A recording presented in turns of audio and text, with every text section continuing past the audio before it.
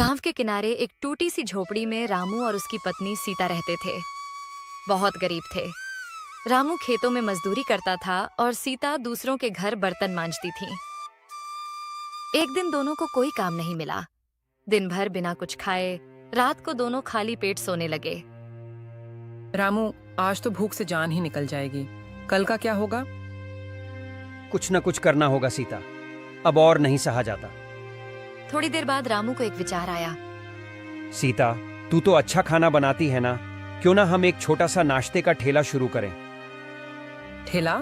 हमारे पास पैसे कहाँ हैं? पुराना एक ठेला पड़ा है मेरे दोस्त के पास, उससे मांग लूंगा।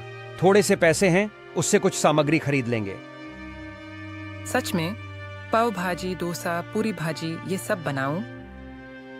हाँ, और तुझे तो सब पसंद भी करते हैं। उनकी आंखों में भूख के बदले अब उम्मीद चमकने लगी थी। सुबह की ठंडी हवा गांव की गलियों में घूम रही थी। रामू और सीता ने रात भर ठीक से नींद नहीं ली, लेकिन आज उनके चेहरों पर थकान नहीं, उम्मीद थी। सीता, चलो, आज हमारा पहला दिन है। ठेला धो पोंछ कर तैयार कर लिया है। मैंने आटा गूंथ लिया है, आलू भी उबाल लिए हैं। पाव भाजी, डोसा, पूड़ी भाजी सब तैयार हो जाएगा। रामू पास के बाजार से थोड़े बर्तन और गैस सिलेंडर ले आया था। उन्होंने गांव की चौपाल के पास एक पेड़ के नीचे ठेला खड़ा किया। बगल में छोटी टंकी में पानी, एक स्टोव और सीता के हाथों का स्वाद। रामू, ये पाव भाजी की खुशबू देखो, कितनी बढ़िया आ रही है। खुशबू नहीं सीता, ये तो हमारी मेहनत की महक है। थोड़ी ही देर में एक किसान पास आया, थका हुआ और भूखा। अरे भैया, क्या बना रहे हो? बड़ी सुगंध आ रही है। भैया आइए, गरम गरम पाव भाजी खाइए, अभी अभी तैयार की है। बाप रे, इतना स्वाद तो शहर के होटल में भी नहीं मिलता। क्या नाम है आपके ठेले का? नाम तो अभी सोचा नहीं, पर आप रख दो। सीताराम नाश्ता ठेला कैसा रहेगा? बहुत बढ़िया, हमारे नाम से ही हमारी पहचान होगी। धीरे धीरे और लोग आने लगे। कोई डोसा मांगता, कोई इडली, कोई पूड़ी भाजी। सीता बिना थके सबको खिलाती रही। रामू प्लेटें धोता, पानी भरता और ऑर्डर लेता। शाम तक उनके पास छोटी सी कमाई थी, पर वो खुशी अनमोल थी। सीता देखो, आज पहली बार इतना कमाया और सबने हमारे खाने की तारीफ की। आज भूखे नहीं सोएंगे रामू, और कल और अच्छा बनाएंगे। उस दिन के सूरज ने एक नई शुरुआत की गवाही दी थी, मेहनत से जन्मी उम्मीद की शुरुआत।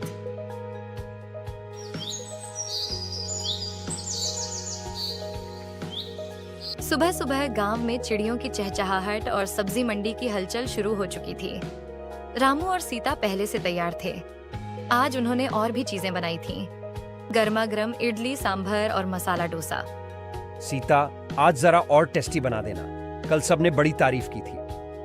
टेंशन मत लो, आज तो नारियल की चटनी भी बनाई है, सब उंगलियां चाटते रह जाएंगे। सीता के हाथों में एक खास बात थी, जितना प्यार वो डालती थी उतना ही स्वाद हर चीज में आता। ठेला खुलते ही भीड़ लगने लगी। पहले दिन जिन लोगों ने खाया था वो आज अपने रिश्तेदारों और दोस्तों को साथ लेकर आए थे। रामू, सुनो भाई, कल सब तुम्हारे खाने की बड़ी चर्चा कर रहे थे, आज हमें भी स्वाद चखाओ। सरपंच जी, आपके लिए स्पेशल मसाला डोसा आ रहा है। सरपंच जी, चटनी जरा और लेना चाहेंगे। हाय राम, ऐसा स्वाद तो मैंने शहर के होटल में भी नहीं खाया। तुम लोग तो कमाल कर रहे हो। सब तरफ से तारीफें ही तारीफें मिलने लगीं। एक बुजुर्ग महिला जो रोज मंदिर जाती थी, ठेले के पास आई। बेटा, 2 इडली दे दो। दांत नहीं है मगर भूख है। दादी, चिंता मत करो, गरम गरम सॉफ्ट इडली और हल्का सांभर दे रही हूँ। बेटा, आज तूने माँ की याद दिला दी। रामू और सीता की आंखें नम हो गईं। उस दिन उन्होंने समझा कि सिर्फ पैसा ही नहीं, प्यार से बने खाने की भी कीमत होती है। सीता, आज ये काम सिर्फ धंधा नहीं, सेवा बन गया है। और स्वाद हमारी पहचान। गांव में अब एक ही चर्चा थी, सीताराम नाश्ता ठेला का स्वाद, जो सबके दिलों में बसने लगा था।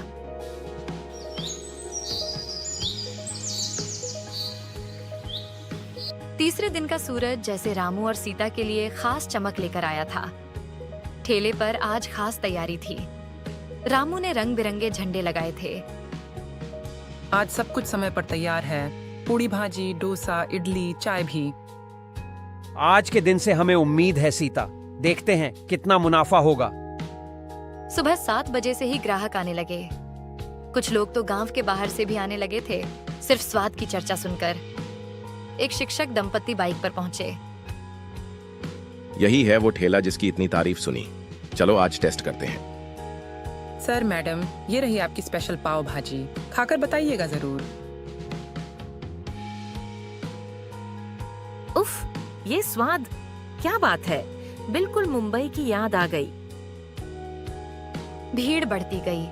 रामू को अब टोकन देना पड़ा ताकि सभी को नंबर से खाना मिले। दोपहर होते होते पूरा सामान बिक गया। रामू बैठा हिसाब करने लगा। छोटी सी पोटली में उसने पैसे गिनने शुरू किए। सीता देख, आज कुल मिलाकर 335 रुपए बचे हैं मुनाफे में। इतने पैसे हमने कभी एक दिन में नहीं कमाए थे। और वो भी अपने हाथों के स्वाद से। आज सच में मन को तृप्ति मिल गई।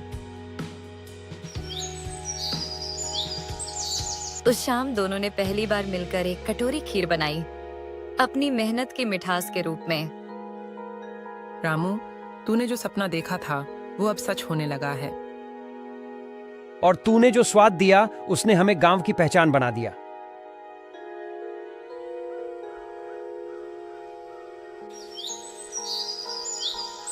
अब सीताराम नाश्ता ठेला गांव का जाना पहचाना नाम बन चुका था। हर सुबह वहां भीड़ लग जाती थी। बच्चे, बुजुर्ग, किसान, मजदूर, सभी को ठेले का खाना पसंद आने लगा था। दिन 2 युवक बाइक पर शहर से आए और ठेले के पास रुके। अरे यही है वो मशहूर ठेला, बहुत सुना था इसके बारे में। चल भाई, पहले पाव भाजी लेते हैं, फिर देखते हैं और क्या है। सीता ने मुस्कुराते हुए गरम गरम पाव भाजी और इडली परोसी। क्या स्वाद है, लेकिन भैया एक बात कहूं, हाँ हाँ, जरूर कहो भैया। आपके खाने में तो बहुत स्वाद है, लेकिन नॉनवेज कुछ नहीं है? कोई चिकन बिरयानी, तंदूरी? रामू और सीता थोड़े चौंक गए। उन्होंने कभी नॉनवेज बनाने का सोचा ही नहीं था। हमने अभी तक तो केवल शुद्ध शाकाहारी रखा है भैया।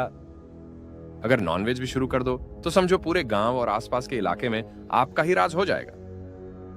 सीता, क्या हमें नॉनवेज शुरू करना चाहिए? लोग मांग तो रहे हैं। देख रामू, अगर हम साफ सुथरे ढंग से बनाएं और स्वाद से समझौता न करें तो क्यों नहीं। ठीक है, कल से हम धीरे धीरे शुरुआत करेंगे, चिकन बिरयानी और तंदूरी से। पर ध्यान रखना, हम सब्जी वाले व्यंजन भी वैसे ही बनाएंगे। सबका स्वाद अलग रहेगा। अगली सुबह सीता ने जल्दी उठकर खास तैयारी शुरू कर दी। आज पहली बार उसके हाथों से नॉनवेज बनने वाला था। रसोई से मसालों की सुगंध और भुने हुए प्याज की खुशबू आ रही थी। रामू, मसाला बिल्कुल वैसा ही बना है जैसा तू शहर से सीख कर आया था। बहुत बढ़िया। और देख, चिकन अच्छे से गलना चाहिए। बिरयानी में स्वाद तभी आएगा। जैसे ही लोगों को खबर लगी कि सीताराम ठेले पर नॉनवेज मिल रहा है, भीड़ उमड़ पड़ी। सबसे पहले वही 2 युवक फिर से आए जो सुझाव देकर गए थे। अरे वाह, आपने तो वाकई हमारी बात मान ली। चलो भाई, आज तो दावत हो गई। पहले हमारी स्पेशल बिरयानी खाइए, फिर बताइए कैसी बनी है।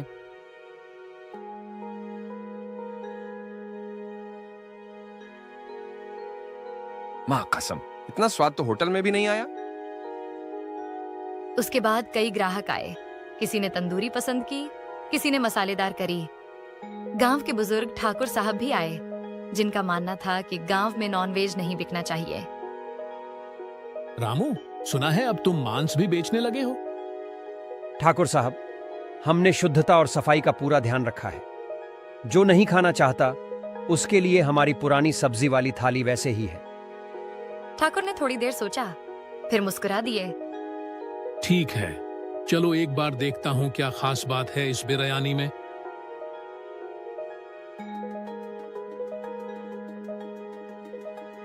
खाने के बाद ठाकुर साहब चुपचाप बोले, रामू, अब समझा कि ये सिर्फ खाना नहीं, ये तो दिल जीतने वाला स्वाद है।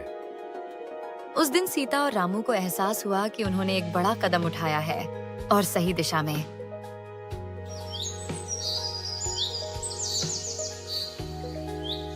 सीताराम ठेला अब केवल ठेला नहीं रहा था, वो एक पहचान बन चुका था। ग्राहकों की संख्या दिन ब दिन बढ़ती जा रही थी।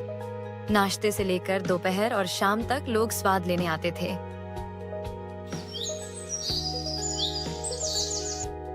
सीता, अब तो ठेले पर जगह कम पड़ने लगी है। लोगों को बैठने तक की जगह नहीं मिलती। हाँ, कई बार ग्राहक खड़े खड़े खाते हैं और कुछ तो वापस लौट जाते हैं। कुछ करना होगा।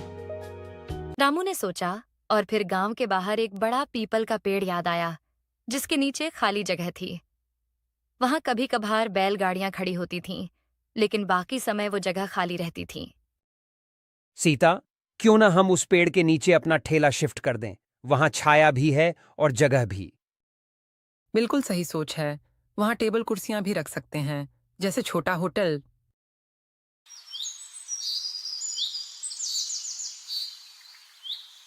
अगले ही दिन दोनों ने उस पेड़ के नीचे साफ सफाई की।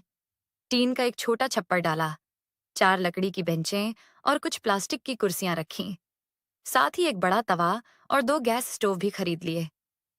अब वो ठेला नहीं रहा, एक खुला छोटा सा होटल बन गया था।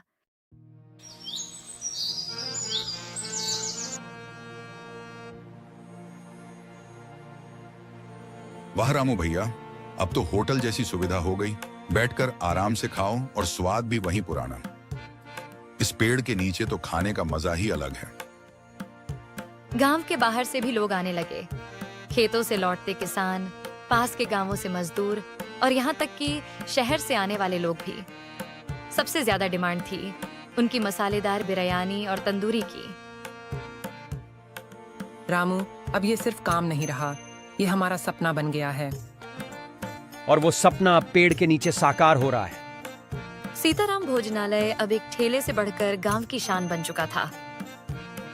रामू और सीता अपने सपने की उड़ान में अब खुले आसमान में थे। गरीबी को पीछे छोड़कर, स्वाद और सच्चाई की राह पर चलकर उन्होंने अपनी दुनिया को खुद रचा था।